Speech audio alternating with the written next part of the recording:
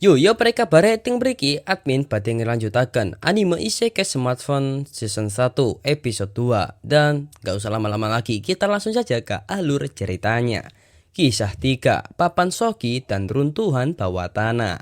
Cerita berlanjut. Sebelum mereka pulang, mereka berniat untuk jalan-jalan ke kota, mumpung ya kan. Lalu mereka tak sengaja bertemu dengan gadis kecil yang kebingungan. Saat ditanyai, ternyata gadis itu terpisah dari kakaknya. Untungnya, gadis itu bertemu dengan orang yang tepat, sehingga Toya pun bisa membantunya. Singkat cerita, gadis itu pun bertemu dengan kakaknya. Karena itulah kakaknya berterima kasih ke mereka dan juga mendapatkan kenalan baru. Setelah itu, mereka lanjutkan berpisah untuk berbelanja dan janjian untuk kumpul di suatu tempat. Singkat cerita, sore harinya, Toya membeli jubah yang bisa meningkatkan pertahanan sihirnya. Lalu Shin berpindah ke penginapan. Ada bapak-bapak bermain papan sogi yang dibuatkan oleh Toya sebelumnya. Karena papan sogi, bapak-bapak itu pun kesenangan. Kemudian Elza menyuruh Toya mengantarkan kue ke kerajaan. Karena kuenya terlalu enak, Sue pun kesenangan dan ingin makan itu setiap hari. Kemudian Toya memperkenalkan papan sogi ke Samsul. Dan beberapa jam kemudian Samsul pun mulai mengerti bagaimana caranya. Tolong aku diperkeong.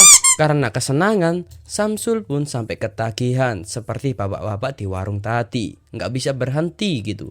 Sehingga karena kejadian itu, Toya pun menjadi trauma dengan papan sogi. Kita berpindah ke keesokan harinya, mereka pun mencari misi baru. Ayo mengalahkan Slam. Tidak. Padahal Toya sangat menginginkan melihat baju mereka meleleh. Ayo lu, mikir apa lu? Sehingga mereka mengambil misi ke reruntuhan bawah tanah yang akan mengalahkan monster kegelapan. Di sana mereka semua bekerja sama untuk mengalahkan monster kegelapan itu. Dan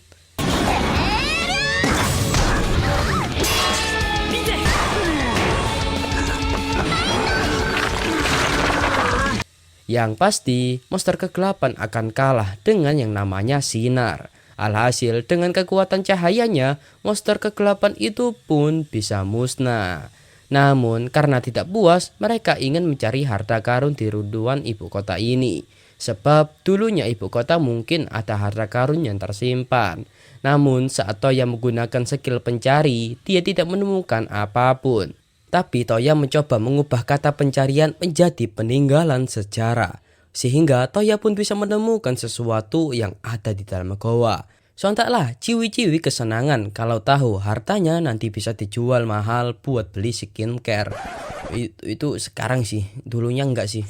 Singkat cerita, setelah membuka gerbang utama, mereka pun mulai masuk. Namun di dalam terdapat pintu besar. Lalu Toya mengambil foto tulisan-tulisan kuno yang ada di pintu.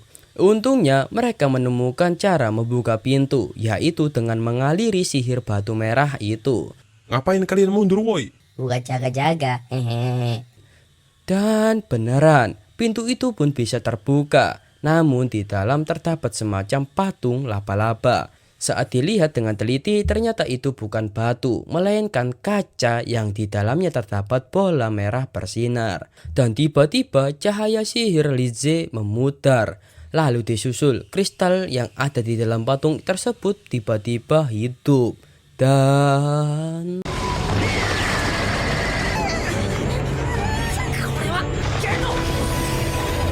ya, ternyata itu adalah monster.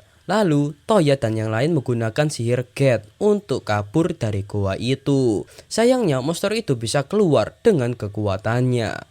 Lalu mereka pun mulai menyerang, tapi energi sihir mereka malah diserap oleh monster itu. Kemudian mereka bekerja sama supaya monster laba-laba itu bisa hancur. Tapi yang pecah itu cuma kakinya saja. Dan sayangnya monster itu bisa regenerasi. Dan malah semakin kuat dari sebelumnya. Sampai-sampai LJ terkena tusukan di bagian dadanya. Untungnya Toya gercep menyembuhkan lukanya. Dan untungnya juga Toya teringat dengan permainan papan sogi. Yaitu untuk memenangkan pertempuran, maka mereka harus mengalahkan sang raja dulu. Sehingga Toya pun mendapatkan akal cemerlang dengan mengambil kristal sihir merah di dalam patung itu dengan menggunakan sihir approach atau sihir pengambil jarak jauh. Kemudian Elja akan menghantam sampai kristal itu hancur. Dan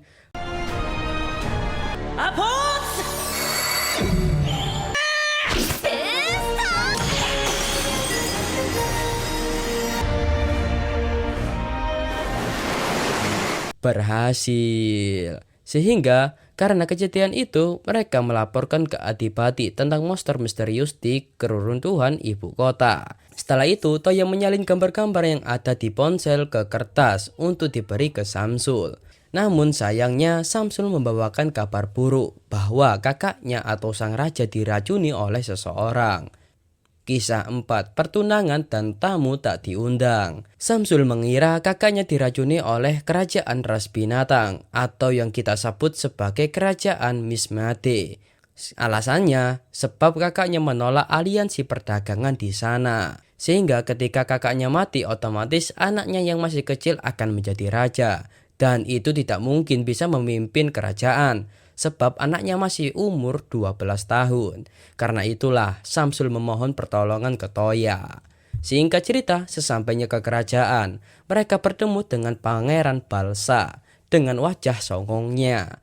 Setelah itu mereka pun bergegas menuju ke kamar sang raja. Lalu Toya langsung mengeluarkan si recovery-nya untuk menghilangkan racun sehingga sang raja pun bisa pulih. Di belakang ada penyihir suhu kaget kalau si recovery dipergunakan kembali. Sebab sihir itu adalah sihir yang sangat langka dan kok bisa muncul kembali.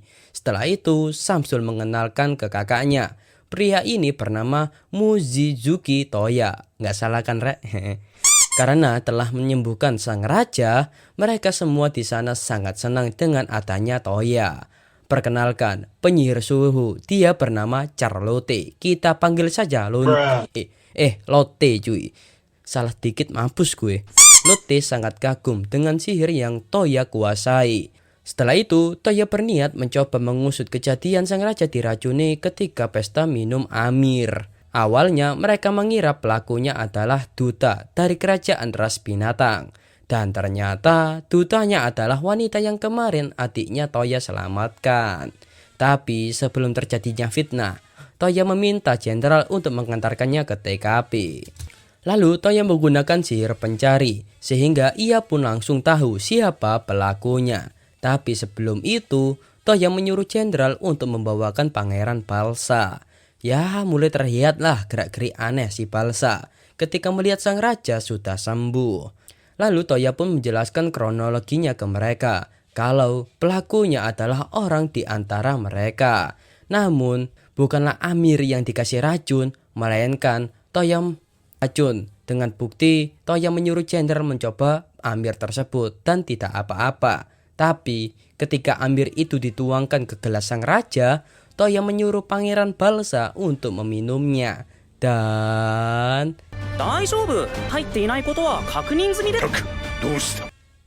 Pangeran Balsa pun tidak bisa menolak. Dan setelah meminum semua anggurnya, tiba-tiba Pangeran Balsa keracunan. Tapi bohong, sebab Toya sudah menghilangkan racun di gelas tersebut. Hayo lo ketahuan. Artinya pelakunya adalah Pangeran Balsa.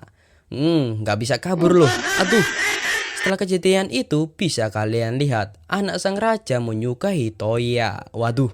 Lalu saat berkumpul, anak sang raja yang bernama Yumina ini sudah membulatkan tekadnya. Kalau laki-laki di sampingnya atau Toya adalah orang yang ingin dia nikahi. Waduh. Nah lo.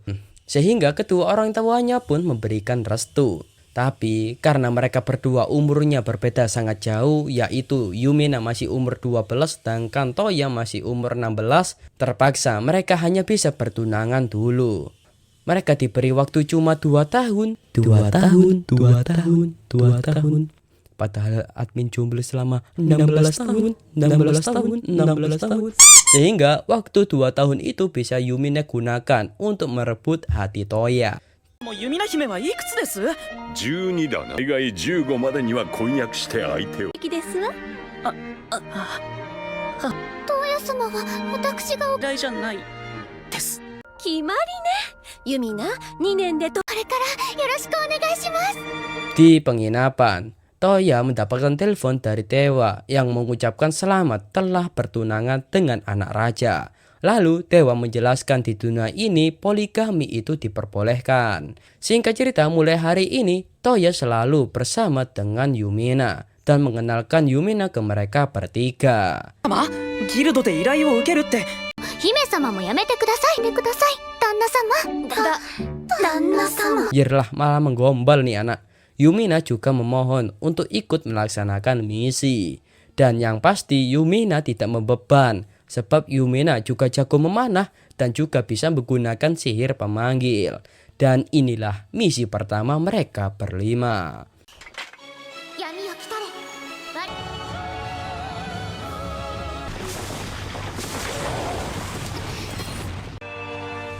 炎よ来たれ。渦巻スリップ。サンダースピア。ファイヤー。 Dengan bekerja sama, alhasil monster itu bisa dimusnahkan dengan mudah. Tapi Toya kayak merasa saru gitu loh. Masa satu laki-laki beranggotakan 4 perempuan dan karena mereka berempat juga imut, karena hal itu mungkin akan membuat para petualang lain iri. Ayo lo, baper gak tuh? Untuk mengatasi hal itu, Toya pun menggunakan sihir pemanggil. Dan yang dipanggil oleh Toya bukan sembarang monster, melainkan ini adalah harimau putih atau raja putih. Dia adalah salah satu binatang surga. Tapi dia bersedia menjadi peliharaan Toya dengan syarat energi Toya harus berkualitas tinggi. Anjir, antum meremehkan Toya ya. Pengetesannya gampang, Toya hanya cuma mengalirkan sihir ke harimau. Namun saat dicoba, harimau putih itu sampai overdosis sihir. Karena itulah Raja Putih sekarang bersedia membuat kontrak dengan Toya. Tapi Toya harus memberikannya nama. Toya pun memberikan nama Kohaku yang artinya harimau putih. Sehingga mulai hari itu Kohaku akan selalu ada di samping Toya. Tapi karena tubuhnya terlalu besar dan akan membuat orang-orang takut dengannya, Kohaku pun mengubah diri menjadi kecil. Anjir, gemoy-gemoy. Karena terlalu imut, Kohaku pun menjadi bahan rebutan mereka berempat. Tolong tuan, tolong tuan. Maaf binatangku, aku tidak bisa membantu sebab cewek selalu benar. Dan episode kali ini pun bersambung.